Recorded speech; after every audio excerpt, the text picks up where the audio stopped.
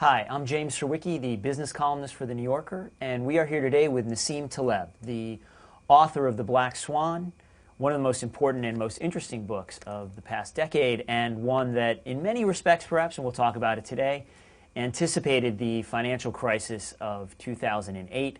And so we're going to be talking today about The Black Swan, which is coming out in a new paperback edition. We'll be talking about the current state of the economy and the world, and a host of other issues, knowing Nassim. So thanks very much for being here. Thank you for inviting me. Sure.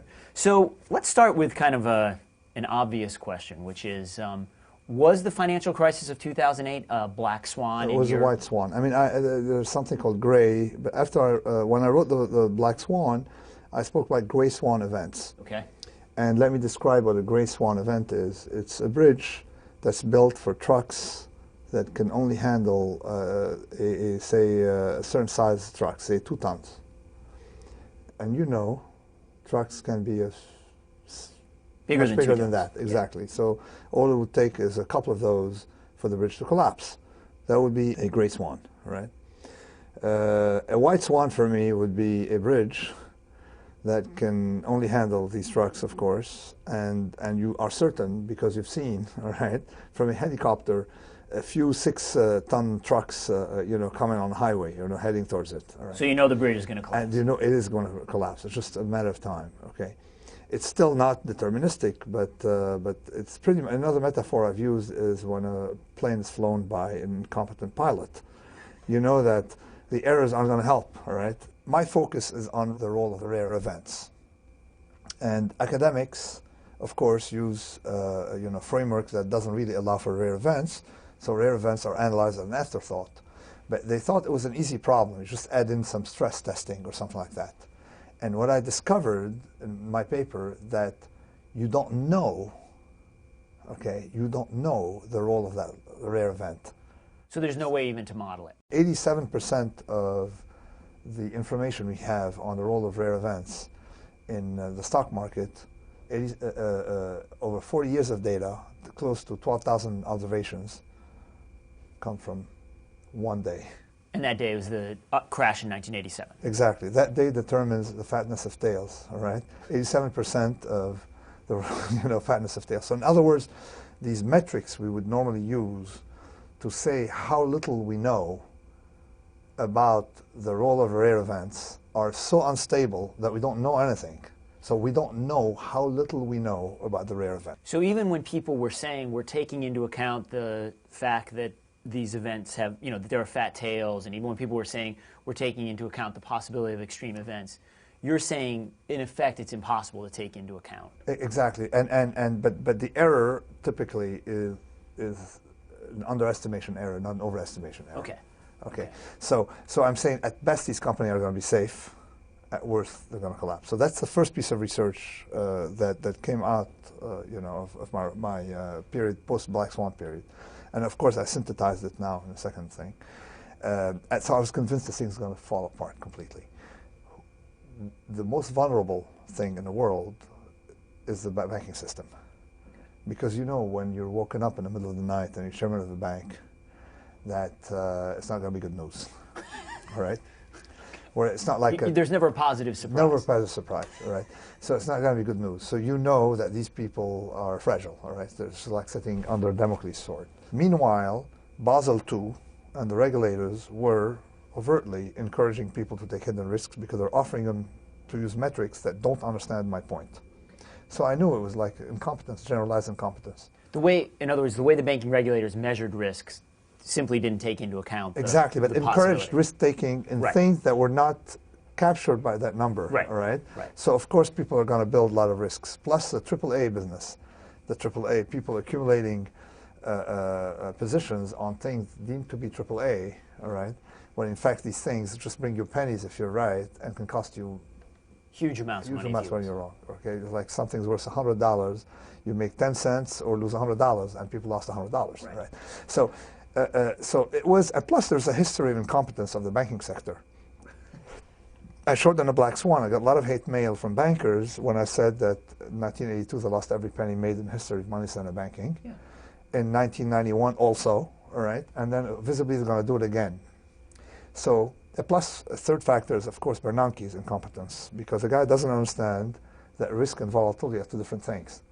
And in a complex system, okay, the riskiest thing are typically the calmest outside of explosions. Okay, can you talk a little bit about that? I mean, that's an important concept. So people typically looked at the years leading up to the crisis and said, there was very little volatility in the stock market. Everything, the great moderation. Yeah, the great moderation. You actually argued that was a sign of, in effect, of increasing risk. Exactly, because when I looked at, for example, one example is you look at Fannie Mae. Okay, it's a company that was not volatile, but you're accumulating most of its risks in the tails. Banks were accumulating most of the risks not in the things that move on a daily basis, but things that just explode. Okay. So you just have accumulation of risk only in the tails. Okay, so it's exactly the opposite of the Latin saying, fluctuates but doesn't sink. It sinks but doesn't fluctuate. Okay. So everything is fine until... Exactly. But now nature is a complex system that seems to do reasonably well, right? Exactly, right? And the way I explained it in my edition of the Black Swan, nature knows how to constrain size. To give you an idea, an elephant is the largest mammal you find on land, but if an elephant dies, it doesn't break down the ecosystem. Right. All right? So it's designed for externalities of one element not to be too big, whereas we don't have that with banks. Okay, tomorrow Citibank goes under, you know what's going to happen, right? Right. The other element that people don't understand that we uncovered here with a researcher, a friend of mine working here at Poly, is that as companies get larger, there's that nonsense called economies of scale, right, that seems to give you good numbers, but companies don't survive. I mean, look at the data. People merge, people get bigger, and they disappear. Okay, and what's important for a company is not the numbers; it's survival, right? Okay. It's like you want to live long, all right? Right. So winning is surviving, all right? The companies disappear. Now, why? Then we notice that they become more fragile when they got bigger. Okay. And Mother Nature constrains you for that reason. It makes you go bust early, so there's no government support.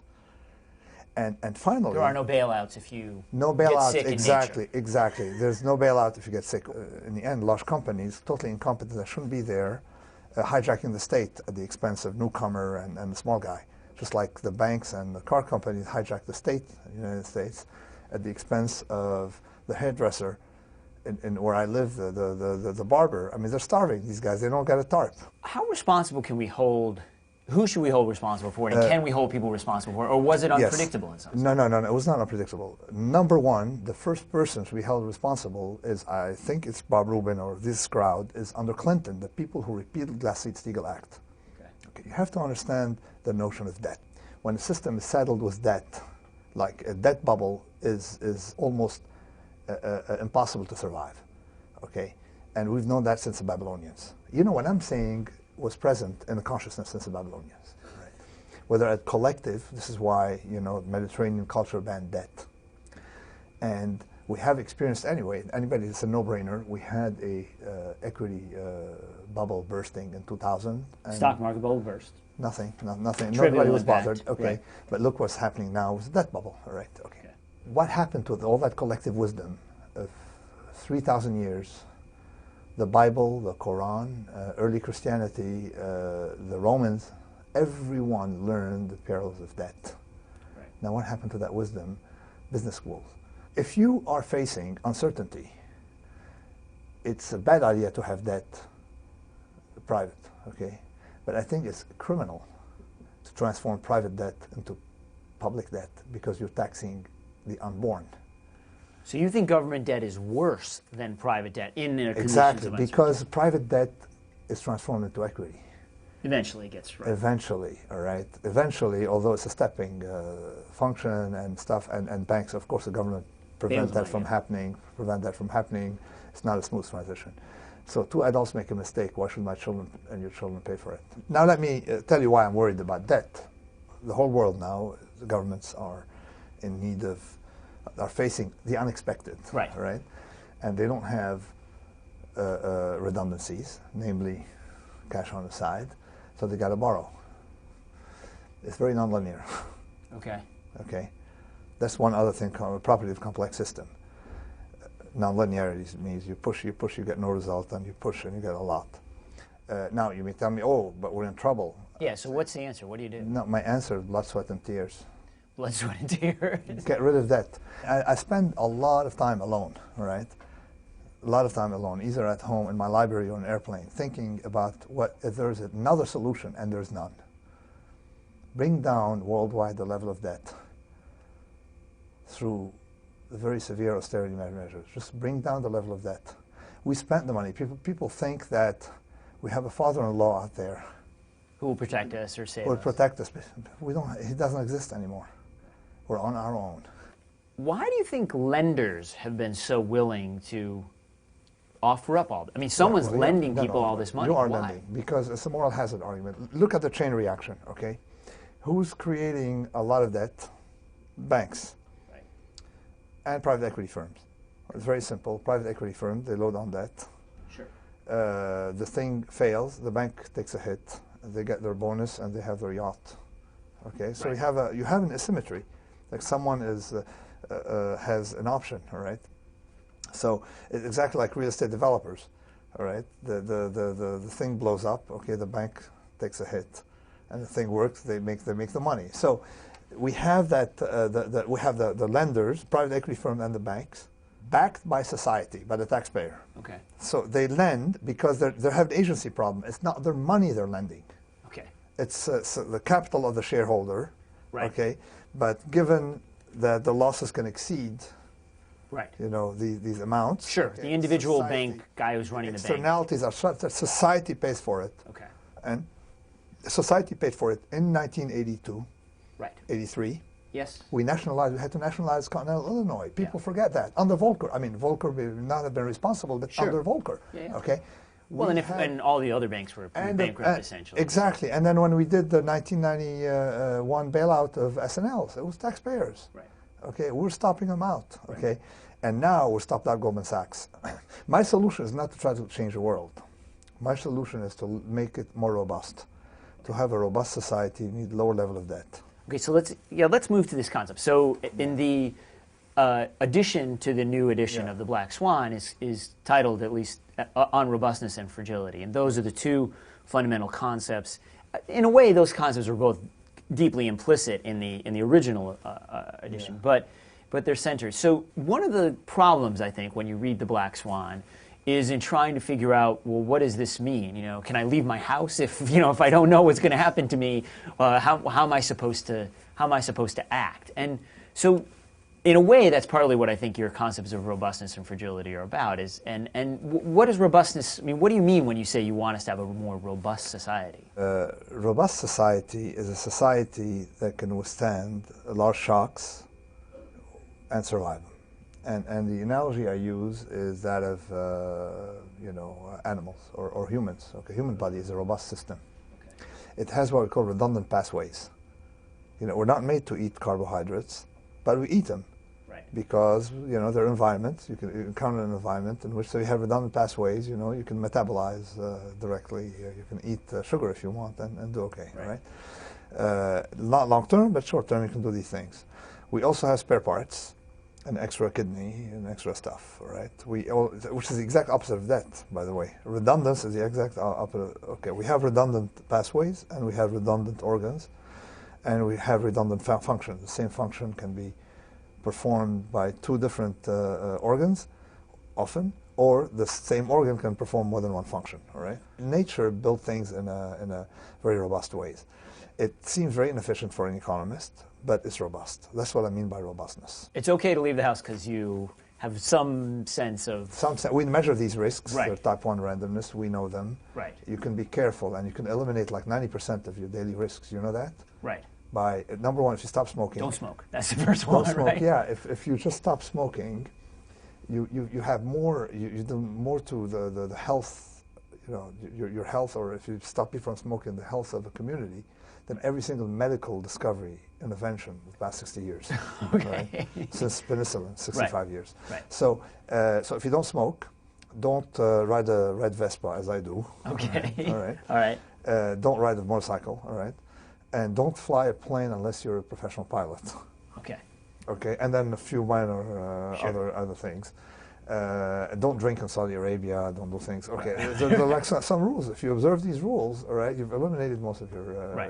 I mean, you pretty much have eliminated most of your risks in a very detectable way. But more generally, in the last 40 or 50 years, there really has been a really strong push to wring redundancies out of the system, right? We've tried to make companies as efficient, as lean as possible. Companies that carry a lot of cash, people don't like that. They want, be leveraged, have more debt, et cetera, et cetera.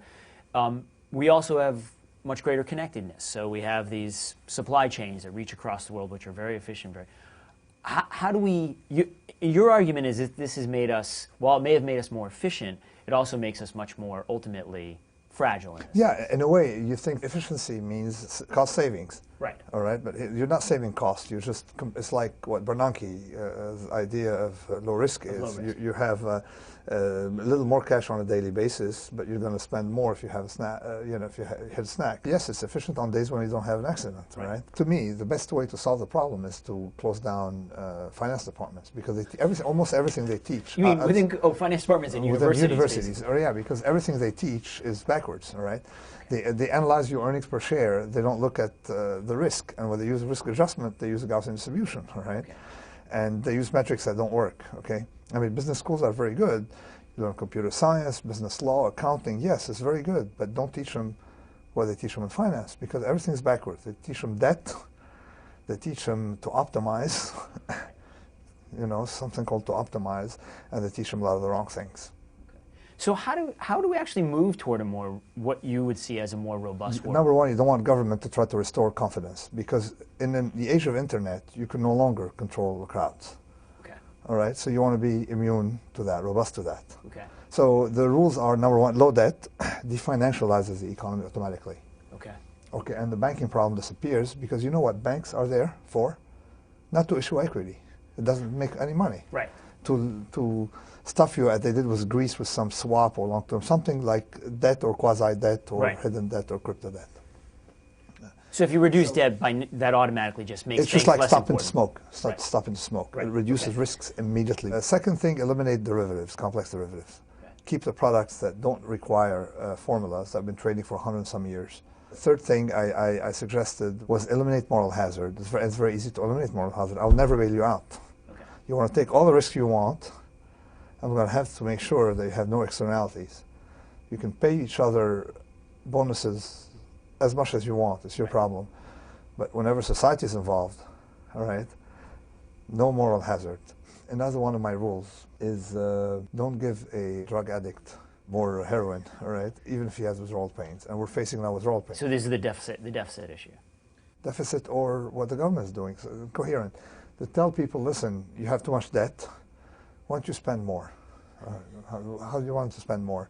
And they tell banks, you have, your balance sheets are too leveraged. But we need you to lend. Why don't you do some lending? I don't understand this thing.